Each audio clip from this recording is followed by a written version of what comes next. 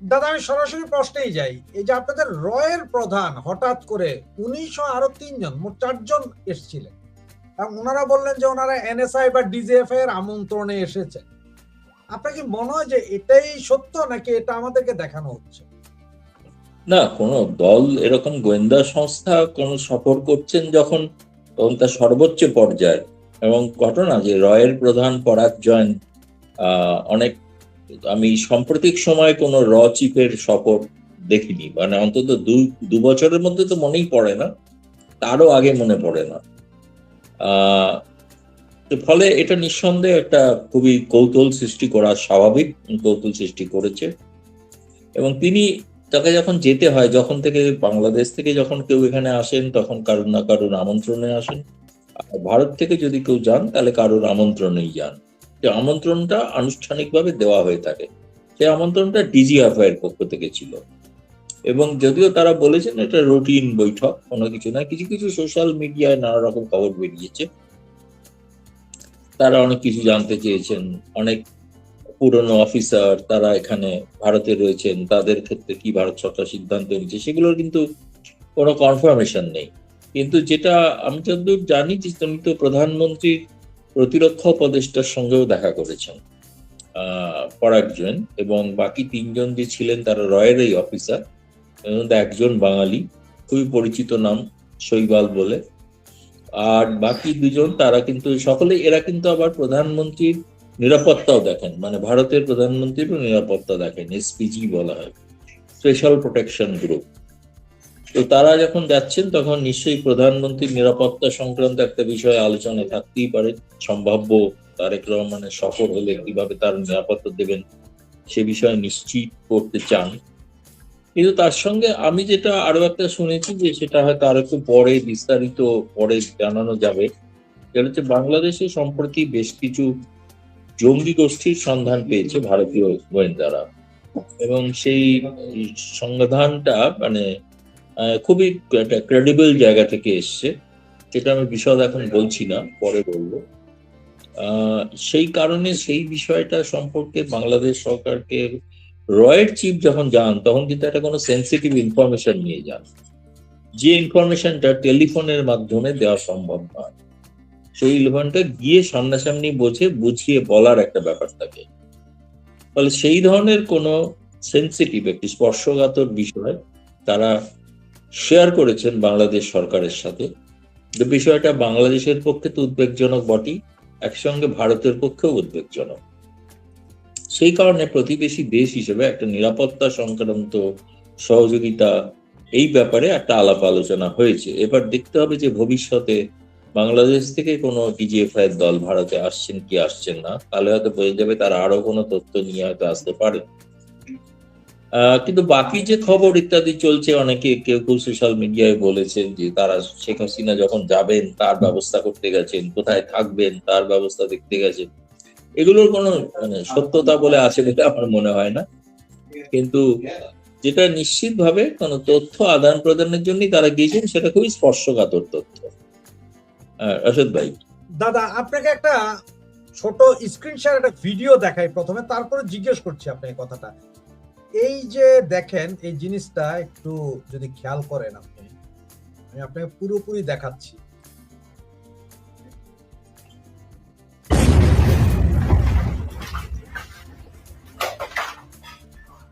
দেখলেন দাদা?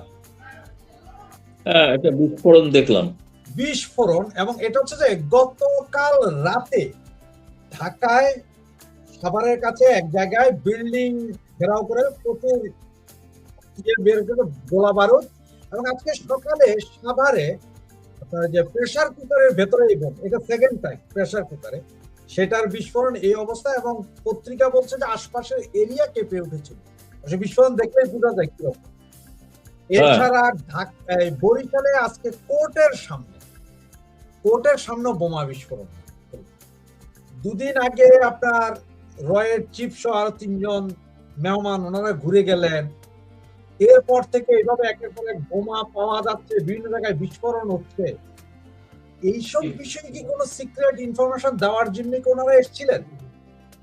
একদমই মানে সঠিক কথাই, আমি সেটাই বলতে চাইছি যে স্পর্শকাতর কিছু ইনফরমেশন ছিল, যে ইনফরমেশনটা দেওয়া অত্যন্ত জরুরি, এবং যেটার কারণে কেবলমাত্র বাংলাদেশ নয়, এরা যদি এখানে এই ধরনের বিস্ফোরক পদার্থ নিয়ে তারা এখানে মজুত করে থাকে, তাহলে ভবিষ্যতে যারা ভারতের দিকেও আসতে পারে বা সেখানেও আক্রমণ, সেখানেও একই ধরনের কোনো ঘটনা ঘটাতে পারে। যেটা এখন বাংলাদেশে যেটা ঘটেছে সেই ব্যাপারটা খুব চিন্তার বিষয় হয়ে গিয়েছে, যে বাংলাদেশ ক্রমশই কিন্তু একটা জঙ্গিবাদীদের নিরাপদ আস্তানা হয়ে উঠছে আর কি। সেটা একটা চিন্তার বিষয় আছে সেই ঘটনাটা। নিঃসন্দেহে আমার মনে হয় যে, এবং রয়ের প্রধান রিসার্চ অ্যান্ড অ্যানালিটিক্যাল উইং, যারা বিশ্বের গোয়েন্দা বিভাগ, তারা দেখেন, পর্যালোচনা করেন, বিশ্লেষণ করেন, তাদের কাছে এমন কিছু সেন্সিটিভ তথ্য ছিল যে যে তথ্যটার কারণে তাদের যেতে হয়েছে গিয়ে, এবং তারা কিন্তু খুব বেশিক্ষণ থাকেননি, একদিনের কার্য, আগের দিন রাতে পৌঁছেছেন, কিন্তু সেই দিনে আবার সন্ধ্যেবেলায় তারা কিন্তু আবার সদলবলই ফিরে এসছেন ঢাকাতে, এই দিল্লিতে। ফলে যে ইনফরমেশনটা পাওয়ার পরে, এটা আপনি মানে তুমি যেটা যোগসূত্র খুঁজছো, যে তারপরে একটা সাভারে বিস্ফোরণ, আবার একটা বরিশালে বিস্ফোরণ, হয়তো আরো বিস্ফোরণের লাগাতার এরকম খবর পাওয়া যেতে পারে।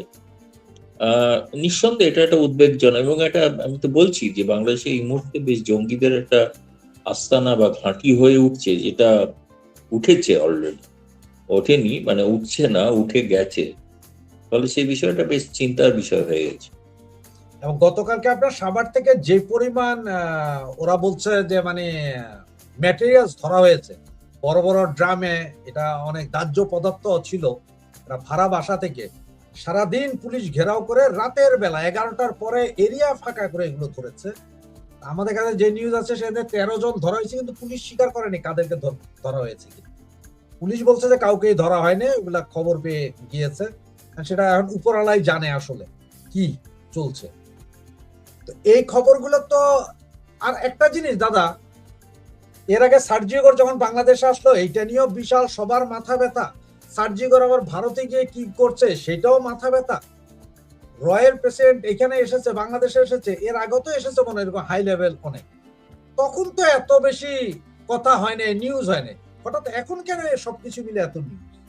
আপনার কাছে না সেটা তো, না হওয়ার তো একটা কারণ আছেই নিশ্চয়ই, তাদের প্রত্যেকের কাছেই এটা। এবং সার্জেই গোর ভারতে ঢাকা থেকে ফিরে আসার পর তিনি ভারতের পররাষ্ট্র সচিব বিক্রম মিশ্রির সঙ্গে দুবার বৈঠক করেছেন, ভারতের জাতীয় নিরাপত্তা উপদেষ্টা অজিত ডোভালের সঙ্গে বৈঠক করেছেন। অজিত ডোভাল তো সার্বিকভাবে তিনিও নিরাপত্তা বিষয়টাই তো দেখেন, এবং জাতীয় নিরাপত্তা তিনি উপদেষ্টা। ফলে নিঃসন্দেহে এই মানে সবগুলোকে একসঙ্গে যদি একটা এক সূত্রে গাঁথা যায়, তাহলে মনেই হয় যে একটা সত্যি সত্যি বেশ কিছু একটা বড় ধরনের জঙ্গি নেটওয়ার্ক হয়তো ধরা পড়েছে, যেটার কথা সেই ব্যাপারে সকলকে ওয়াকিবহাল করা। এবং বাংলাদেশের সরকার বা পুলিশ এটা স্বীকার করুক বা না করুক, বাংলাদেশে কিন্তু সবসময় জঙ্গিবাদের কোনো অ্যালার্ট, কোনো সতর্কবার্তা দিলে তারা বলতেন আমাদের এখানে কি। এক সময় যেমন বলা হতো শেখ হাসিনার সময় যে আইসিস ওখানে একটা ঘাঁটি বাড়ছে, কিন্তু সেটা অস্বীকার করতো। তারপরে তো হোলি আর্টিজান ঢুকে গেছে। এবং এখন এই ধরনের এই যে ধরা পড়ছে বা ঘটনা হচ্ছে, এগুলো সবকিছুই একটাই ইঙ্গিত দিচ্ছে যে পরিস্থিতি খুব একটা ভালো নয়, পরিস্থিতি ভালো নয়। বিশেষত আমারও যেটা মনে হয়, বাংলাদেশে যারা উগ্রপন্থী যারা রয়েছে, তারা এই সময় একটা মাথাচাড়া দিয়েছে। হয়তো এটা আরো বেড়ে গেছে শেখ হাসিনার ওই ডিসেম্বরে ফিরে যাওয়ার ঘোষণার কারণে, হয়তো আরো তারা সংঘবদ্ধ হচ্ছে, আরো কিভাবে কিছুটা হতে পারে যে ভয় দেখানোর একটা কারণ হতে পারে, যাতে শেখ হাসিনা ফিরতে না পারে, এই ধরনের জঙ্গিবাদী ঘটনা ঘটছে। একটা নিউজ আপনি পেয়েছেন কিনা জানি না, এই যে দাদা, রাষ্ট্রীয় আমন্ত্রণে ঢাকায় ভারতের বৈদেশিক গোয়েন্দা প্রধান, তাকেই গ্রেপ্তারের দাবি। আপনার রয়ের চিফকে হাদির বোন বলেছেন যে জল না, মেঘ না চাইতেই জল যখন এসে গেছে, ওকে এখানে ধরো, ধরে ওকে রয়ের চিফকে ধরে রাখো, হাদির হত্যাকারীদেরকে ফেরত আনো, একে ফেরত পাঠাও। ব্যাপারটা আপনার কাছে কেমন মনে হয়েছে? এটা কি নির্বুদ্ধিতা নাকি অন্য কিছু? না, এবং তার একটা স্বাভাবিক, তার ভাইয়ের মৃত্যুর কারণে সে শোকাহতা। ফলে সে এখন তার মাথায় এটা ঢোকানো আছে যে এটা ভারত থেকে করানো হয়েছে, সেই কারণে ভারতের গোয়েন্দা প্রধান এসেছেন, অতএব ভারতের গোয়েন্দা প্রধান দায়ী। হাস্যকর যুক্তি, কিন্তু যদিও বাংলাদেশের তো স্বরাষ্ট্রমন্ত্রী, তিনি তো হাই কমিশনার দীনেশ ত্রিবেদীকে তো বলেইছেন যে আমরা হাদির হত্যা সংক্রান্ত যাবতীয় কাগজপত্র ভারতের কাছে পাঠিয়ে দিয়েছি, সুতরাং আমরা চাইবো সেই ভারতের হাতে তুলে দেওয়া হোক। আর সেই ব্যাপারে তো গতকাল আমাদের পররাষ্ট্র মন্ত্রণালয়ের মুখপাত্র রণদীপ জয়সওয়াল তো জবাবও দিয়েছেন যে এটা একটা, এখানে তদন্ত চলছে, তদন্ত সম্পূর্ণ হওয়ার পর এই বিষয়ে যখন সিদ্ধান্ত হবে তখন জানিয়ে দেওয়া হবে। ফলে উনি যেটা বলছেন, তিনি চাইছেন তার ভাইয়ের হত্যাকারী আবিষ্কৃত হোক বা তার হত্যাকারী কারা তাকে চিহ্নিত করে তার শাস্তি দেওয়া হোক। এটা আমার মনে হয় আবেগপূর্ণ কথা, আর কি। সেটা কথাটার মধ্যে কোনো যৌক্তিকতা আছে বা কোনো যুক্তি আছে বলে মনে হয় না আমার। এটার পক্ষে তখন অনেকে সমর্থন দিচ্ছে যে হ্যাঁ, এটা গ্রেপ্তার করে ফেলা উচিত ছিল বাংলাদেশ। না, সে তো সম্ভব না। তিনি গেছেন আপনাদেরই মানে বাংলাদেশেরই আমন্ত্রণে, যাওয়ার পর তাকে গ্রেপ্তার করা হবে, এতো মানে সেটা চাইছি যারা, মানে এরকম হঠকারী সিদ্ধান্ত তো বাংলাদেশ সরকার নেবে না। এতো নিলে তো সরাসরি তো বাংলাদেশের সঙ্গে একটা সরাসরি যুদ্ধকালীন পরিস্থিতি তৈরি হয়ে যায়, সেটা তো বাঞ্ছনীয় না। সেটা বাংলাদেশ সরকারও চাইছে না, ভারত সরকারও চাইছে।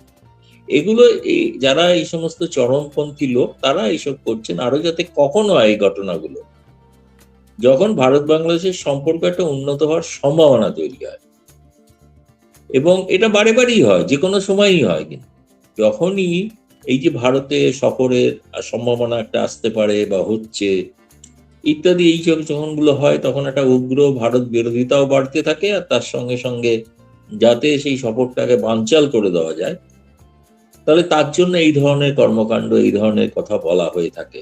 সেই জন্য আমি তো আগেও একটা অনুষ্ঠানে বলেছি, যদি ব্রিক্সের সম্মেলনে, শিখর সম্মেলনে তারেক রহমান যদি না আসে, তাহলে সেটা জামায়াত এবং উগ্রপন্থীদের জয় বলে পরিচিত হবে। তারা অন্তত বাধ্য করতে পারলেন তারেক রহমানকে যাতে তিনি না যান একটা আন্তর্জাতিক মঞ্চে, যেখানে কেবলমাত্র বিমস্টেক নয়, এখানে জিসিসি, আসিয়ান থেকে শুরু করে ইউরোপিয়ান ইউনিয়ন সকল গোষ্ঠী আমন্ত্রিত, তাদের সভাপতিরাও আমন্ত্রিত। সেখানে একটা মানে দৃষ্টিকটু লাগবে না যে বিমস্টেক, যেটার মধ্যে 7টা দেশের সমন্বয়ে যে গোষ্ঠী, রোটেশনাল চেয়ার, এবারে বাংলাদেশ তো পৌরোহিত্য করছেন, আগামী বছর তো করবেন না, অন্য কাউকে করবে, অন্য কোনো দেশ করবে। ফলে সেই কারণে আমার মনে হয়েছে যে এটা তারা চান যে কোনোভাবেই যেন তারেক রহমানের উপর এটা চাপ, এটা একটা চাপ, যদি কোনোভাবেই ভারতের সঙ্গে সুসম্পর্ক তৈরি না। দাদা, আপনাকে মনে হয় যে যারা এসেছিলেন তাদের সাথে আসলে শেখ হাসিনা বিষয়ক কথা হয়েছে বা উনি ফিরে আসার ব্যাপারে কোনো কথা হয়েছিল? আপনার কি মনে হয় যে কথা হয়েছে বলে মনে হয়? সেটা আপাতত আমি কোনো মানে ভিত্তি কিছু নেই, আমি এভাবে কেউ তো ধরুন এগুলো এত উচ্চ পর্যায়ের গোয়েন্দা দল, তারা তো এরকম প্রেসের সঙ্গে, সাংবাদিকদের সঙ্গে কথা বলেন না, তাই না? বা যাদের সঙ্গে ওখানে কথা বলেছেন তারাও কেউ সাংবাদিকদের সঙ্গে কথা বলছেন না। সেখানে প্রতিরক্ষা উপদেষ্টা কিংবা ডিজিএফআই তারাও তো কিছু বলছেন না, তাই না? এই খবরগুলো খুবই, এই বিষয়গুলো খুবই সেন্সিটিভ। এখন সবটাই বাকিরা যেটা বলছেন যে এরকম সম্ভাবনা, শেখ হাসিনা যেহেতু ঘোষণার সঙ্গে সবটা সম্পৃক্ত, একটা অনুমান করছেন, জল্পনা করছেন। জল্পনা থাকতে পারে, আমি বলছি না যে অস্বীকার করছি যে আদৌ হয়, এরকম কোনো কথা আমি বলতে চাই না। হতেই পারে, হওয়াটা অস্বাভাবিক কিছু না। স্বাভাবিক যখন শেখ হাসিনা ফিরবেন বলে বলেছেন, সেই বিষয়টা ভারতের গোয়েন্দা, তাদের একটা দায়িত্ব আছে, তারা যেখানে তাকে নিরাপত্তা দেন, ফলে তাদেরও তো নিশ্চয়ই একটা দায়িত্ব আছে। স্বাভাবিক, সেটা হতেই পারে, সেটা কিন্তু নির্দিষ্ট কোনো তথ্য আমার কাছে নেই। দাদা, এদিকে আমরা সকলে আলোচনা করি, যেমন আমাদের প্রধানমন্ত্রীর যে উপদেষ্টা আছেন আপনার জাহিদ সাহেব, তিনি তো যেদিন শেখ হাসিনার সংবাদ প্রচার করা যাবে না, কোর্টের নির্দেশ, অনেক কিছু বললেন। গতকাল হঠাৎ করে উনি বললেন শেখ হাসিনা যদি ডিসেম্বরে আসেন পূর্ণাঙ্গ নিরাপত্তা পাবে। হঠাৎ ওনার 360 ডিগ্রি অ্যাঙ্গেলে ঘুরে যাওয়া বিষয়টা কেমন মনে হচ্ছে? না, এটা খুবই মানে এটা সত্যিই চমকপ্রদ। আমি শুনেছি ওনার লাইভ প্রেস কনফারেন্সটা আমি শুনেছি, এবং তিনি প্রশ্নটা প্রথমে হয়েছিল সাকিবকে নিয়ে, যে সাকিব বলছে তিনি নিরাপত্তা পেলে তিনি ফিরবেন, সেখানে বিচারের সম্মুখীন হবেন। তখন তিনি প্রথমে তো সাকিবের অনেক সমালোচনা করেছেন, তিনি ফ্যাসিস্টের সঙ্গে গেছেন, ফলে তার কথা গুরুত্ব দেওয়া উচিত না ইত্যাদি। তবে শেষে বলেছেন যে না, সে যদি আসে তাকে নিরাপত্তা দেওয়া যায়। সেই প্রসঙ্গে বলতে গিয়ে বলেছেন শেখ হাসিনাও যদি আসে তাহলে তাকেও সর্বোচ্চ নিরাপত্তা দেওয়া হবে। এটা নিশ্চয়ই বাংলাদেশের এই ধরনের ঘোষণা, এটা একজন প্রধানমন্ত্রীর উপদেষ্টা, তথ্য উপদেষ্টা বলছেন, এবং জানি ভারতে শেষ পর্যন্ত আসেননি, কারণ তার ভিসা সংক্রান্ত জটিলতার কারণে তিনি ফিরে গিয়েছিলেন। তার মুখ থেকে এই কথাটা বেরোনো নিঃসন্দেহে। আমি ভারতের একটা দুটো সংবাদ মাধ্যমে দেখেছি, সংবাদটি ছাপা হয়েছে, যে জাহিদুর রহমান বলছেন যে শেখ হাসিনাকে সর্বোচ্চ নিরাপত্তা দেওয়া হবে। এটা নিঃসন্দেহে বাংলাদেশের পূর্বের ঘোষিত এলেই ফাঁসি দিয়ে দেবো, এলেই ফাঁসির কাঠে চড়িয়ে দেবো, তার থেকে একটু ভিন্ন। তার মানে কি নিশ্চয়ই তাদের একটা ভাবনা চিন্তা চলছে যে যারা জানেন যে শেখ হাসিনা যখন ঘোষণা করেছেন তিনি যাবেনই যখন, তখন যদি কোনো একটা অঘটন ঘটে, সেই অঘটনটার দায় কিন্তু তারেক রহমান সরকারের উপর পড়বে, এবং সেটা আন্তর্জাতিক ভাবে পড়বে। আন্তর্জাতিক ক্ষেত্রে তাদের কিন্তু ভাবমূর্তি নষ্ট হবে। ফলে সেই কারণেই তারা বলছেন যে সর্বোচ্চ নিরাপত্তা দেবেন। এটা নিঃসন্দেহে একটা নতুন ঘোষণা, এবং স্বাভাবিকভাবে এরপরে তো জানতে হবে এ ব্যাপারে আওয়ামী লীগ নেতৃবৃন্দ বা শেখ হাসিনা কি ভাবছেন, সেটা জানা দরকার। আপনি কি একটা জিনিস খেয়াল করেছেন দাদা, বিগত একটা সপ্তাহ, 5ই আগস্ট শেখ হাসিনা বক্তব্য দেওয়ার পর থেকে এখন পর্যন্ত এই যে মৌলবাদী গোষ্ঠী যেটা আছে, যেটা সবসময় ঢাকা না দিল্লি বাইতুল মোকাররম গরম করে ফেলতো, ঢাকা শহর গরম করতো, টোটাল নিশ্চুপ। এই নিশ্চুপ যে আছে, এটা কি কোনো ঝড়ের পূর্বাভাস না অন্য কিছু? কি মনে হয় আপনার কাছে? একই প্রশ্ন আমাকে আরেকজনও করেছিলেন যে এটা কি তাদের নীরবতাটা, না আমি বলছি তাদেরকে তো মানে নীরব থাকা মানে গোটা ব্যাপারটাকে তারা মেনে নিচ্ছেন, এটা আমি মানতে রাজি নই। তারা হয়তো নিশ্চিত ভাবে গোপনে কোনো পরিকল্পনা করছেন যাতে শেখ হাসিনার প্রত্যাবর্তন, আমি প্রত্যর্পণ তো বলছি না, প্রত্যাবর্তন, যেটা ভুল করে খলিলুর রহমান বলেও ফেলেছিলেন সাংবাদিক বৈঠকে, শেখ হাসিনার প্রত্যাবর্তন, পরে কারেক্ট করে বললেন না না প্রত্যর্পণ।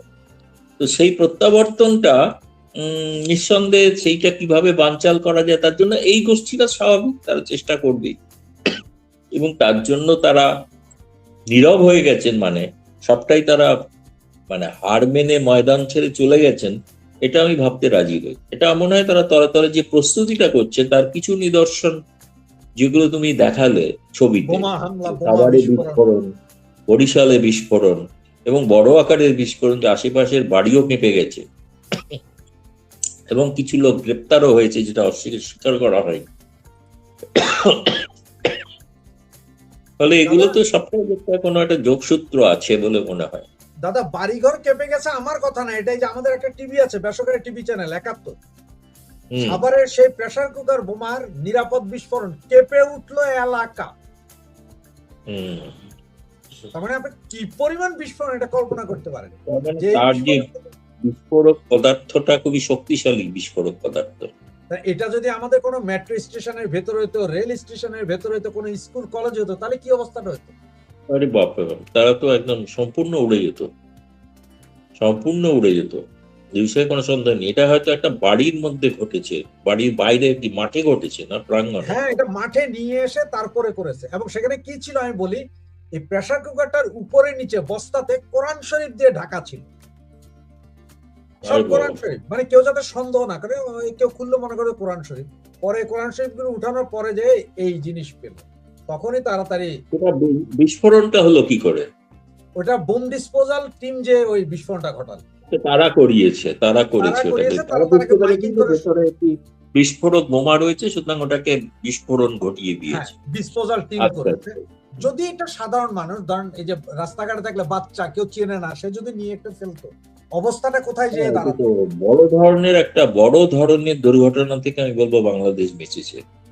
মানে এই বোমাটা যদি বাড়ির মধ্যেও ফাটতো তাহলে সেই বাড়ি কিন্তু নিশ্চিহ্ন হতোই। যেহেতু আশেপাশের সমস্ত এলাকা কেঁপে উঠেছে, তার মানে তো একটা ভয়ঙ্কর বিস্ফোরক পদার্থ ছিল। সেটা নিশ্চয়ই এবার তারা বলবেন যে কি ধরনের ছিল, কি আরডিএক্স ছিল নাকি অন্য কিছু ছিল, সেটা তারা বলবেন। বাংলাদেশে তো প্রায়শই আরডিএক্স ধরা পড়ে। হ্যাঁ, এই যে পাইপ বোমা ধরা গেল, ওইটা তো আরডিএক্স ছিল। তাহলে এটা গেল তো খুবই চিন্তার বিষয়, খুবই চিন্তা। বাংলাদেশের নিরাপত্তার ব্যাপারটা চিন্তার বিষয়, তার প্রভাব তো ভারতে পড়তে পারে বলেই হয়তো ভারতের গোয়েন্দা সংস্থা তার সফর করে এই ব্যাপারে সতর্ক করতে গিয়েছে। নিশ্চয়ই খেয়াল থাকবে, এক সময় আমরা পাকিস্তানে টিফিন ক্যারিয়ারের বোমা বিস্ফোরণ হয়েছিল, বেশ কিছু বাচ্চাদের টিফিন ক্যারিয়ার ভেতরে বোমা ছিল। এই যদি প্রেসার কুকারে হয়, তাহলে আপনার কি মনে হয় না যে এইভাবে হয়তো কোনো স্কুলে কলেজে এই ধরনের টিফিন ক্যারিয়ার বক্সে বোমা দিয়ে বিস্ফোরণ ঘটাই দিতে পারে মৌলবাদীরা।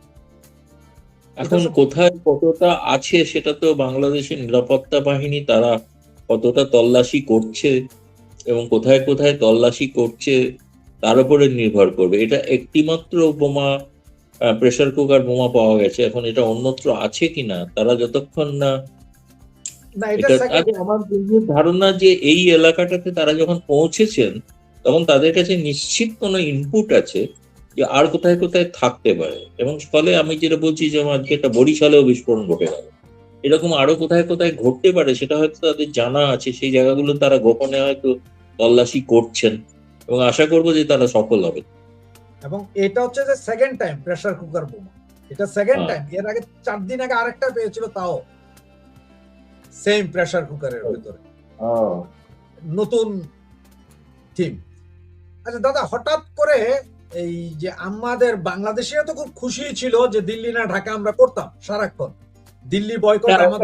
একটা কথা তোমাকে একটু চট করে বলতে হয়তো বলছি না, তুমি প্রশ্ন করো, আমি বলছি, বলো তারপরে। মানে আমরা তো সবাই খুশি ছিলাম যে আমেরিকা আর দিল্লি মনে হয় বেজে গেছে, আমেরিকা ভারতের হাত ছেড়ে দিয়েছে, এই ধরনের নিউজ আমরা সবসময় করছি, এখনো করে।